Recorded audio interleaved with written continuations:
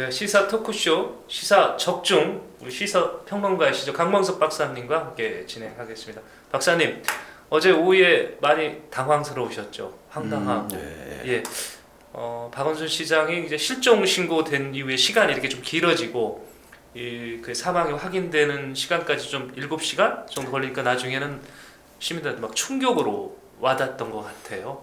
굉장히요. 지금 우리 이조 시대, 조선 시대 이후 최장수 서울시장이셨는데 우선 우리 박원순 시장이 어떤 분인지를 먼저 소개를 하고 좀 오늘 얘기를 좀 시작했으면 합니다. 예. 일단 뭐 이런 얘기는 참 말씀 꺼내기도 참 조심스러운데 이거네 뭐 한성 판륜 시절부터 시작해가지고 네. 뭐 최장수 서울시장이시기도 했고 3선이고 뭐 실질적으로 현재까지 근무하신 시간은 뭐 8년 8개월쯤이라고 그러던데 네. 뭐 대체로 보면은 본인이 시민 운동을 하다가 서울시장이 되고 예. 그리고 현재는 뭐 잠재적인 여권의 대선 후보로도 꼽히고 있지만 대체적으로 평은 보면 네. 이렇게 저돌적이거나 아주 노련한 정치인이라기보다는 네. 행정가에 가깝다라는 평이 있고 그런 거에 대해서 이제 본인도 좀 안타까움이 있죠. 네. 왜냐하면 일도 많이 하는데 알려지지 않느냐. 그래 말이에요.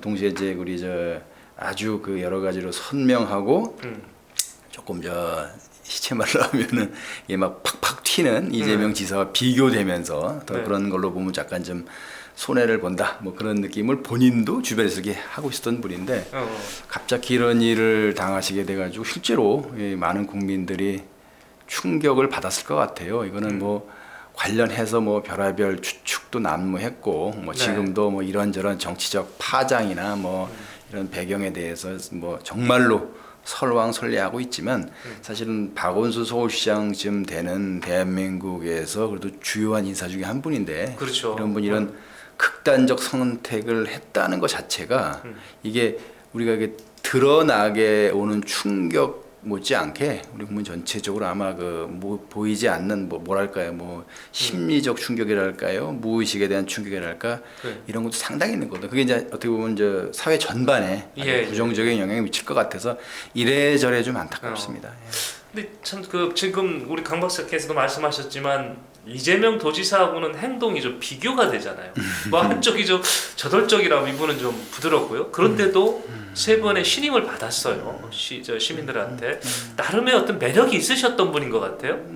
그럼요. 모든 선거는 네. 이유 없이 되는 법이 없어요. 네. 대체로 뭐 농담 삼아서 뭐 선거에 이기고 나면 뭐 본인이 잘나서 이긴 거고 네. 선거에 안 되면 뭐 본인이 져야 될 이유가 한 10,000가지쯤 된다는 건데 네. 세 번 연속해서 이겼다는 거는 그만큼 뭔가 있다는 얘기고 일단 아시는 것처럼 처음은 우리 안철수 교수님 당시 안철수 교수였죠. 그분이 네. 이제 굉장히 서울시장 오세훈 전 서울시장의 예. 갑작스러운 사태로 인해서 보궐선거가 진행될 때 네네. 그 무렵에는 이제 안철수 대표가 안철수 교수로서 굉장히 이제 서울 시민들의 주목과 사랑을 받았었죠. 뭐 그때 네. 농담 삼아서 뭐 55%가 5%한테 양보했다 하는 말 나올 정도로 그런 아주 절대적인 지지를 받고 있었던 안철수 교수가 이제 박원순 시장과의談판을 통해서 박원순 시장에게 양보하는 그것도 사실은 대한민국 정치사에 아주 드문 경우였는데 그렇죠. 예. 그러면서 이제 이게 지금 그 자체가 이제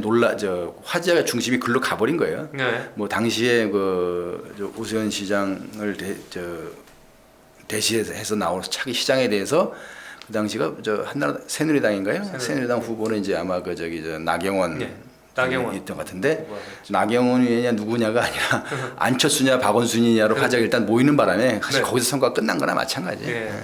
그렇게 되고 그리고 나서 뭐 2년 3개월인가 있다 치러진 선거니까 그다음에 2014년도가 이제 세월호 사건의 여파도 좀 있었고 네. 또 직전에 2년 3개월 정도밖에 시장직을 수행하지 않았기 때문에 잘한 것도 있지만 기회를 한번 더 줘야 되는 거 아니냐 그런 분위기도 있었을 거고요. 예. 이제 제일 고비는 아마 이제 재작년 2018년 선거인데 그때는 뭐 전체적인 분위기는 본선 분위기 나쁘지 않았는데 이제 예선 전에 이제 당내 경쟁자가 많았죠. 지금 이번에 뭐 통일부 장관으로 지명된 이인영 의원, 뭐 지금 우리 중소기업 벤처 장관의 박영선 의원, 지금 한창 또 저 이름이 알려지고 있는 추미애 의원 이런 분들이 다 잠재적으로 본인들도 서울시장 생각이 있었다. 어떻게 서울시장을 한 사람이 3번이나 하느냐 이런 식의 여론이 굉장히 많았는데 어떻게 사실은 이게 뭐 어떻게 해야 되는 역시 또 그 문안이는 아니지만 큰 뭐 소리 없이 그 3번째 공천을 받고 또 당시 분위기는 이제 민주당이 압승하는 분위기였기 때문에 3선까지 되셨죠. 그래서 아마 그 과정으로 보면은 본인은 힘들었겠지만 이게 바깥에서 보는 입장에서 보면은 어떻게 보면 저 정치인으로서 선거 운은 좀 있으셨다. 이런 평이 좀 있었죠. 예. 자, 이분이 이제 그 7시간 실종돼 있던 7시간 동안에 각종 루머가 막 돌았습니다. 근데 그걸 이렇게 되짚어 보면 야, 이 박원순 시장이라는 분의 영향력이 굉장히 크구나. 저는 이렇게 받아들였어요. 그 농도가 막 이렇게 별진한 루머가 다 돌아갈수록 이분이 그렇게 빈자리가 앞으로 클 것 같기 때문에 나왔던 것 같은데 여권의 동요도 있을 걸로 예상이 되시죠? 몇 가지가 있겠죠. 근데 사실 그런 예측을 지금 하기는 조금 조심스러운 게 이제 돌아가신 지 24시간도 안 됐고, 그다음에 이제 뭐 본인도 그렇고 가족도 그렇고 이제 그 명예에 관한 문제가 나올 수도 있고 이런저런 추측이든 뭐 어떻게 보면 뭐 확인된 사실이든 이런 것들을 그 어떤 것들을 연결시키는 것 자체가 돌아가신 분이나 그 가족에 대한 명예훼손이 될 수도 있는 거기 때문에 사실 조심스럽고 또 우리가 또 한국도 그렇고 사실 한국을 떠나서 일반적으로 인간이라면 대체로 이게 돌아가신 분에 대해서 그 뭐 장례도 치르기 전에 이런저런 얘기를 막 하는 게 조금 평가도 보면 조심스럽고 대체로 그러다 보니까 이제 그 나쁜 점에 대한 지적은 이제 대체로 좀 삼가하는 거죠. 특히 우리나라는 그런 전통이 좀 더 강하고 그리고 또 대체로 뭐 인간으로도 그럴 수 있다고 봅니다. 왜냐면 이게 본인으로 보면은 이 그냥 자연적인 사망에 달하더라도 돌아올 수 없는 길을 갔기 때문에 특히 이제 돌아가신 분은 그걸 변명하거나 해명할 기회나 능력이 없잖아. 어떻게 보면 우리가 살아있는 사람이 돌아가신 분에 대해서 막 하는 게 일방적일 수도 있거든. 약간 그야말로 약간 불공정할 수 있어요. 그러다 보니까 우리가 좀 살아있는 사람들 좀 조심할 필요 있고 특히 이런 경우는 이제 본인이 그야말로 극단적인 선택을 한 거잖아. 그런 선택을 한 배경 같은 게 있을 텐데 그거에 대해서 우리가 아는 범위 내에서 어떤 평가는 할 수 있겠지만 그것들이 이제 그 당사자나 그 주변 사람들에 대해서 그 명예나 인격이 손상되지 않도록 조심할 필요는 있죠. 하여튼 홍 박사님 지금 강 박사님 굉장히 말씀을 조심스럽게 아마 이제 돌아가신 우리 박원순 시장님을 배려하시는 차원에서도 이렇게 조심스러우실 것 같은데 이 경찰은 이미 이제 관련해서 고소가 있었다. 그 전 비서가 여비서가 고소가 있었고 그날 전날 조사가 있었다고 얘기를 했습니다. 근데 이분이 살아오신 걸 보면 우리나라에서 최초로 어떤 그 직장 내 성추행에 관한 부분에 승소도 이끌었던 걸로 저 기억을 하고 있고요. 또 우리 서울시에서는 또 다른 지자체하고 좀 다르게 젠더보좌 특별직 그 여성 정책을 특별히 만들어내는 그런 특별보좌직도 만들어서 이렇게 활용을 했고 그러다 보니까 본인의 어떤 그 건이 맞든 안 맞든 간에 그 여성의 몸과 관련됐다라는 것만 개입이 됐다라는 것만 가지고도 굉장한 본인의 어떤 좌절감 같은 거 갖고 있게 되지 않았을까 이런 생각을 해보거든요. 어떻게 보십니까? 그동안 이분이 여성을 해서 많이 이렇게 활동을 해보셨던 분도 있어서 그렇죠. 뭐 시민단체 활동도 그렇고 이제 그 페미니즘에 대한 뭐 고인의 여러 가지 입장 같은 거를 감안하면 또 지금 말씀하신 대로 이제 서울시장 재직 중에 뭐 여성 정책에 관한 특별 보좌관을 두거나 어떤 젠더 문제에 대한 좀 남다른 관심을 보인 그 사실이기 때문에 현재 나오는 것처럼 이제 뭐 그런 뭐 성추행 문제로 인해서 이제 뭐 이렇게 고소가 진행이 되고 그런 걸로 논란이 있었다라고 하면은 다른 사람이 받을 충격이나 이미지 훼손보다는 박원순 시장이 받을 게 더 클 수 있다고 보죠. 그리고 또 본인이 보기에도 이제 본인이 살아온 그 삶의 이력이 그런 거에 대한 그 장벽이랄까 저 금기를 넘어오는 과정이었는데 본인이 역으로 그런 당사자가 된다는 사실이 본인으로서 더 견딜 수 없을 것 같은데 네. 없었을 것 같아요. 추측컨대. 근데 이제 네. 현재로서는 뭐 그런 사실이 있다라는 거지. 그러니까 고소된 사실이 있다라는 거지. 그런 사실이 있다라는 게 확인됐거나 어떤 일을 했다는 게 확인되지 않은 상황에서는 조금 조심스럽게 좀 접근해야 되지 않겠나 하는 게 아까 드린 말씀하고 같습니다. 네.